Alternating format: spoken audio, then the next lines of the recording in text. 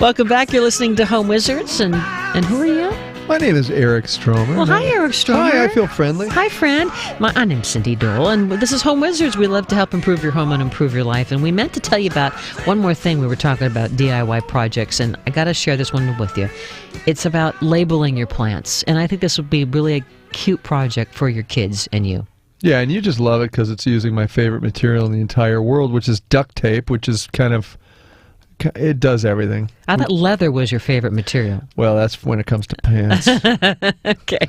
So this is basically, everyone has the need to, especially if you have a vegetable garden, like what in the heck, you probably could tell as they mature and by smelling them, oh, that's the oregano, that's the basil. But still, it's kind of fun to keep track of what they are. And it's a cute project to label them with homemade things.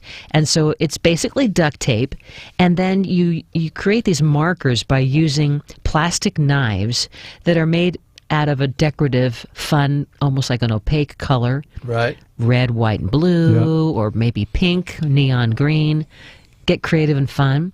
And so that plastic knife is going to be what's sticking into the soil. You're going to have the sharp end pointed down. Mm-hmm. But the handle of the knife now is going to be the area where you're going to make almost like a flag made out of duct tape. Mm-hmm. And you just wrap it around. But the fun part is you're going to use a dull pen, a ballpoint pen, and you write backwards. Now that you've wrapped this duct tape around, making a little flag around the plastic knife, you're going to put it down on a sheet of paper and writing the words like basil backwards. And then now you're going to have formed a really cute lettering system. So it's going to almost look like it was embossed or engraved. Yeah. That's cool. It's really cute. And it looks silver, and duct tape can weather the outside elements easily. Yeah. I know because my house is basically being held together by duct tape. It's fantastic. So anyway, it's not kind of a fun project. We'll put the pictures up on the website. So anyways, you're thinking about things to do outside. But let's segue into also outside how your experience is enhanced with outdoor music. Do you have outdoor speakers currently? I do not, but I have an outdoor boombox that I use all the time. And then it just makes a world of difference. The kids love it. We have a trampoline, so we play the music loud out there, and they go crazy and jump around.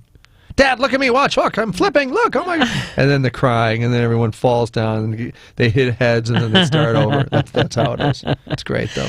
We have outdoor speakers. It's nothing fancy. We installed them maybe about 5-7 years ago, and what a difference! It's so nice to be able to have surround sound. Couldn't right be better. there on your patio. Yep.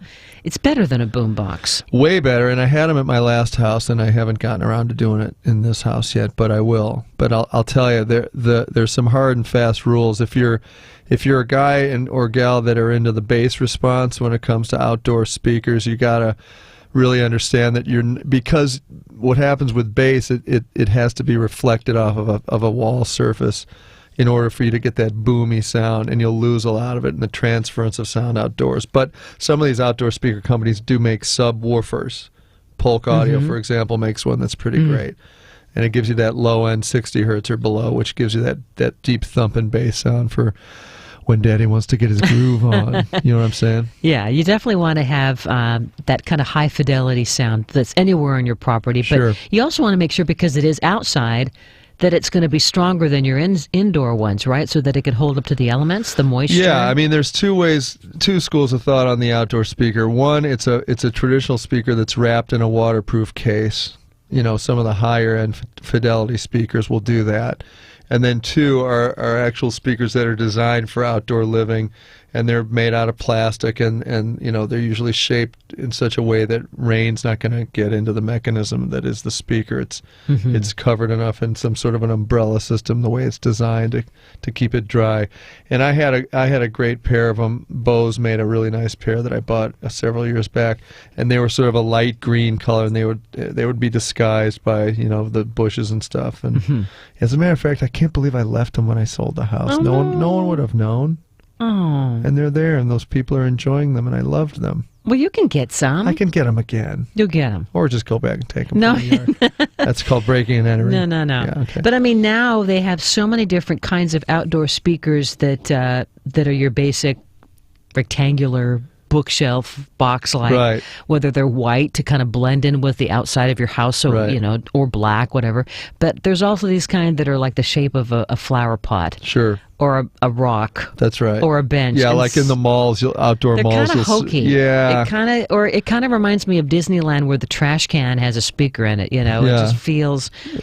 I mean, some of them are better made than others, but Right. I don't know. What do you think? I think that well, for example, if you are in an outdoor area that's far away from your house and there's no place to mount speakers, like underneath an overhang or something, or on a wall of your house, then those freestanding speakers can be pretty cool. Because those aren't wireless necessarily, are they? No, you have to You still- wire. yeah. It's like landscape lighting. You have Right. to run wire Right. from the source. And then also a consideration: are you going to have a separate outdoor receiver to power this thing, an amplifier system to power it, or are you going to try and pull off your indoor source where you can have music going outside, That's but what at we the have. same time you can watch TV inside with different channel? We had right? we had ours. We had an electrician help us to do the wiring from our indoor amplifier, Right. and then it goes to the outdoor speakers, so we can listen. If you're having a party, you can be indoors and outdoors, Sure. or whatever. It seemed to Or work if pretty kids well. are inside watching a video, they can hear that, but you can play music Uh-huh. outside. Yeah, that seems to work pretty well. Yeah, so you definitely want to do that, and be clear and specific on how you want to do it. Do you want to be able to have two things happening simultaneously, different sounds, or is one adequate and it just blasts music in and outside, or just outside? And then the other thing too, if you're in a situation where you want to have more volume and you don't feel like you're getting it, the answer is not to turn it up louder, it's to add more speakers.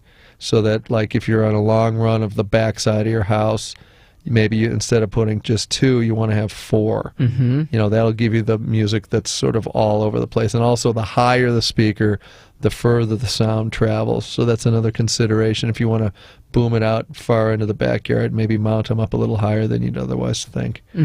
So those are some of the ideas for the outdoor speaker. And there's nothing like speakers out by the pool. Boy, it sure makes a... They also have underwater... You know, they have underwater speakers. Really? No. Yeah, you can mount them in a pool and actually hear sound. Just like that bathtub that has sound waves. That's right.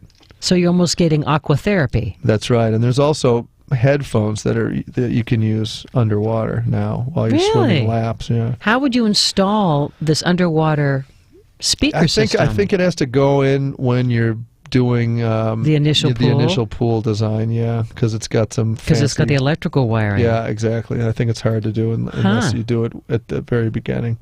And there's bunches of these wireless speaker systems too. Yeah. Do you think any of them are okay? Yeah, I do. Yeah? I think some of them are really great. I mean, again, it's about convenience and hiding wires. And if you don't have the ability to run wire because maybe you have cement all across one back area, then those would be a great answer for you. And just want to make sure that you don't go too far from the range that is allocated. And sometimes I think they can potentially interfere with signals of cell phones and cordless phones. So you want to make sure those are all separated out, you know, because you don't want to hear the song When the DJ Saves My Life when you're talking to the principal of the school or something, you know.